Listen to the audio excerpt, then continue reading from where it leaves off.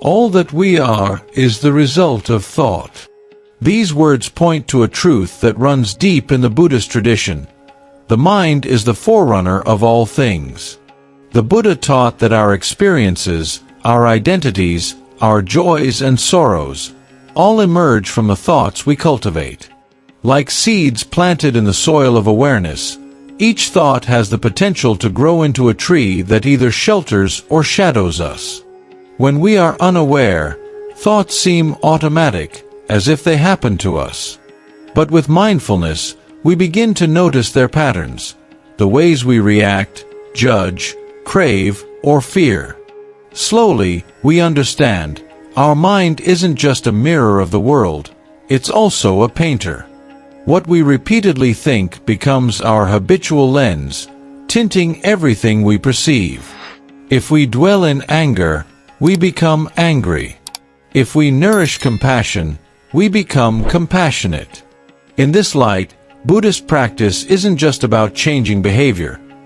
It's about transforming the roots of our being, the silent thoughts that define who we are becoming. So, the next time a thought arises, pause. Ask, is this a seed I want to plant? Is this the direction I wish my life to move in? Every moment is an invitation to choose. You are not bound by yesterday's thoughts. You are free now to plant something new. Peace comes from within. Do not seek it without.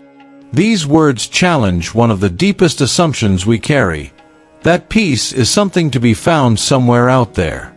We chase after it in relationships, careers, achievements, even spiritual experiences. But the more we reach outward, the more elusive peace becomes. From a Buddhist perspective, peace is not something to acquire, it's something to remember. It's already here, in the quiet space beneath the noise of craving, fear, and distraction. But because we are conditioned to look outward, we overlook the stillness that was never lost. The Buddha didn't promise that the world would become peaceful. He promised that the mind could. And when the mind rests in presence, without grasping or resisting, peace begins to arise. It's not flashy. It doesn't need a retreat or a mountaintop. Sometimes, it arrives quietly, in the space between thoughts, or in the soft exhale of a single breath. This peace isn't indifference. It's spaciousness. It's being able to meet life exactly as it is, without adding or subtracting, without needing it to be different. And once you touch it, even briefly, you begin to understand. You don't need to control the world to feel whole. Real peace isn't out there waiting. It's right here, waiting for you to stop looking elsewhere. What you think, you become. This isn't merely a poetic idea. It's a profound observation of how the mind sculpts our reality. In Buddhism, thought isn't passive. It's a force, a builder, a creator. What arises in our inner world eventually expresses itself in the way we speak, act, and live. The Buddha saw that suffering often begins with a single unexamined thought. A judgment, a fear, a craving. If we grasp it tightly, it grows roots. It colors our worldview and pulls our actions into alignment with it. Think angry thoughts long enough, and you start to see enemies everywhere. Think kind thoughts, and the world softens. But this teaching isn't a threat, it's empowerment. If what we think becomes who we are, then we are not victims of circumstance. We are co-creators of our lives. The mind, like a garden, responds to how we tend it. Neglect it, and weeds grow. Nurture it, and beauty unfolds. Through meditation and awareness, we begin to witness our thoughts without getting swept away. We can choose to feed those that bring clarity and compassion, and release those rooted in delusion. Over time, this rewiring of thought shifts the entire structure of our inner life. You are not your past reactions. You are your present intention. And what you choose to think right now shapes who you are becoming in this very breath. Holding on to anger is like grasping hot coal with the intent of throwing it at someone else. You are the one who gets burned. This powerful image captures a central truth in Buddhist thought. Anger hurts the one who holds it more than the one it's aimed at. Anger is natural. It arises in all of us. But in the Buddhist path, we're invited to look more deeply, not just at the emotion itself, but at our relationship to it. When anger appears, do we feed it with stories and justifications? Or can we observe it with clarity and care, like a storm moving across the sky? The Buddha taught that clinging to anger is a form of suffering. It tightens the heart, clouds the mind, and poisons our present moment. Even if the anger feels justified, the cost of carrying it is steep. It disturbs our peace, fuels our reactivity, and blocks compassion. But the answer isn't repression. It's recognition. We learn to sit with anger, breathe with it, and listen. Beneath it, there is often pain, hurt, a longing to be seen or understood. When we meet that core with awareness, anger starts to lose its grip.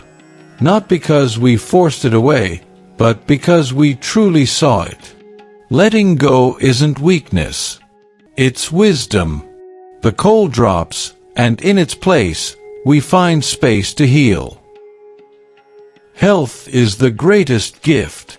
In the Buddhist tradition, the body is not just a vessel. It is a sacred home for the mind and spirit. Recognizing health as a precious gift encourages gratitude for each breath, each heartbeat, and every moment of vitality. We often take health for granted until it slips away. But the Buddha taught mindfulness of the body as a path to both appreciation and insight. By tuning into the body's sensations, its aches, its ease, its impermanence, we awaken to the fragile beauty of life. This awareness changes how we relate to ourselves. Instead of pushing or abusing the body, we learn to honor its needs.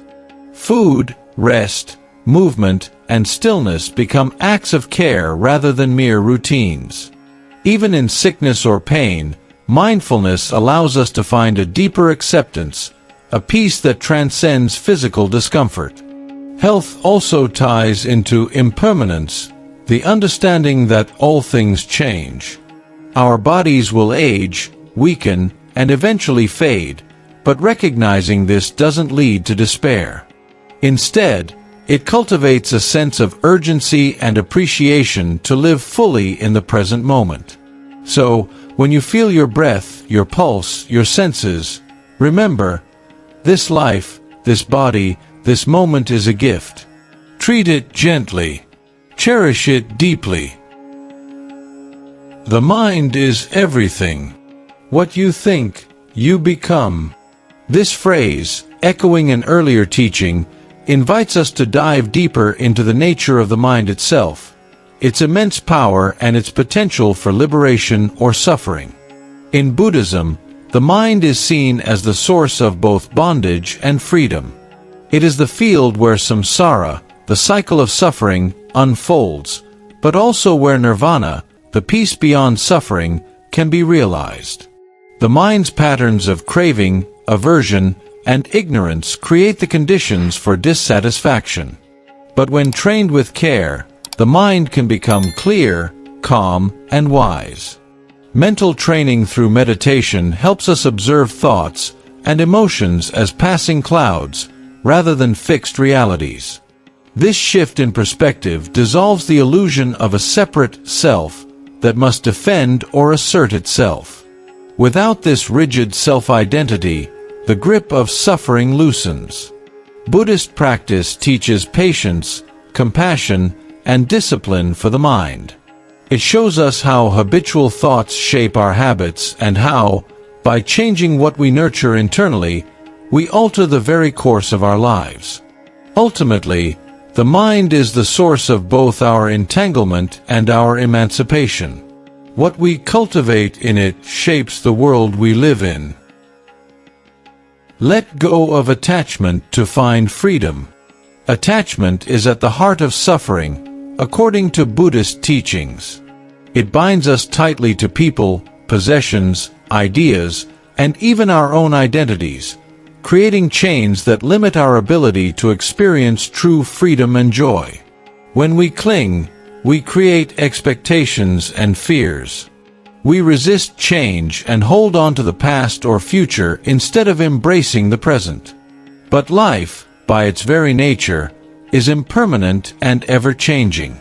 Trying to hold on to anything solid only brings pain when change inevitably occurs. Buddhism invites us to see attachment clearly, not to reject or suppress love and care, but to understand how clinging twists these feelings into suffering.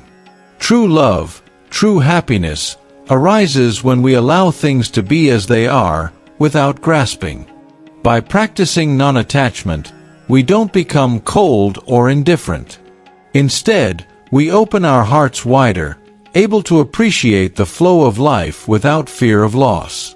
Freedom grows when we release the need to control and possess, and step into trust in ourselves, in life's unfolding, and in the deep interconnectedness of all things. Letting go isn't losing, it's gaining a peace that no external circumstance can take away. Thousands of candles can be lit from a single flame. This beautiful metaphor captures the essence of generosity and compassion in Buddhist practice. Unlike material goods that diminish when shared, kindness and love grow stronger when offered to others. Compassion is the light that dispels the darkness of suffering, not just in ourselves, but in everyone we meet. When we share this light, it ignites countless other flames, creating a web of warmth and connection. The Buddha taught that generosity is not just about giving things, but about sharing our presence, attention, and understanding. Each act of kindness, no matter how small, carries the potential to ripple outward, touching lives in ways we may never fully see. This interconnectedness reminds us that we are never truly alone. Our well-being is tied to the well-being of all beings. By cultivating a generous heart, we break free from isolation and self-centeredness.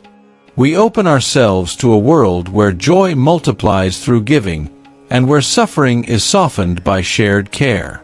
Like a single flame lighting thousands of candles, our compassion can become a beacon, illuminating the path toward peace, for ourselves and others. No one saves us but ourselves. This phrase is a powerful call to personal responsibility and empowerment on the Buddhist path. While teachings, teachers, and communities can guide and support us, ultimately, awakening is a journey we must undertake on our own. The Buddha did not present enlightenment as something handed down or bestowed. Instead, he showed it as a process of inner transformation, one that requires courage, discipline, and honest self-reflection. We must face our own mind, with its fears, illusions, and attachments, and work steadily to understand and transcend them. This teaching encourages us to stop waiting for external rescue, whether from others, circumstances, or even spiritual authority, and to turn inward. It reminds us that true freedom cannot be outsourced or delayed. It happens in the silent moments of awareness, the choices we make, and the willingness to change. In embracing this responsibility, we reclaim our power. We learn that the path may be challenging, but it is also liberating. No one else can do the work for us, but we are never alone. The path itself supports those who walk it with sincerity. Our salvation lies within, patiently waiting to be realized. In the end, only three things matter: how deeply we loved, how gently we lived, and how freely we let go. This profound reflection distills the essence of a meaningful life from a Buddhist perspective. Love is not merely an emotion but a force of connection that bridges the gaps between self and others. When we love deeply, without selfishness or expectation, we open ourselves to true intimacy and compassion. This love is patient and kind, reflecting the Buddha's teachings on metta, or loving kindness. Living gently means moving through the world with mindfulness and care. It means honoring the fragile web of life, respecting ourselves, others, and nature. Gentleness is an antidote to the harshness born of greed and ignorance, and it softens the impact of our actions. Finally, freedom arises when we learn to let go, not only of possessions or people but of the need to control and cling. Letting go doesn't mean giving up. It means embracing impermanence and trusting in life's unfolding. It's in this surrender that liberation is found. These three truths invite us to live fully here and now, embracing love, kindness, and freedom as the pillars of a life well lived. They remind us that beyond all teachings and struggles, it is these qualities that leave a lasting mark on the world and our hearts. In the gentle silence that follows understanding, there is a calmness that begins to settle within you, a calmness born not from external conditions, but from a deep inner knowing. The words of the Buddha, ancient yet timeless, invite you to rest in the present moment, to breathe with the rhythm of life itself. As you reflect on these teachings, let go of any tension or expectation. Imagine your mind as a clear sky, vast and open, welcoming every thought and feeling without resistance. This calm is your true nature, untouched by passing storms. It is the stillness beneath the waves of emotion, the peace beyond the reach of circumstance. Embrace this stillness as a sanctuary, a refuge you carry within you wherever you go. Trust in your capacity to return to this place of quiet wisdom again and again, no matter what unfolds. Remember, transformation is a journey, not a destination. Each step, each mindful breath, each moment of compassion, each act of letting go, is a thread weaving the fabric of a life lived with meaning and grace. The teachings of the Buddha are not distant doctrines but living invitations to awaken to the beauty of existence, to find freedom in the flow of change. May these words stay with you, gently guiding your heart and mind, as you walk your path with courage and kindness. In this space of calm and clarity, may you discover a peace that endures beyond all conditions, a light that shines steadily through every experience.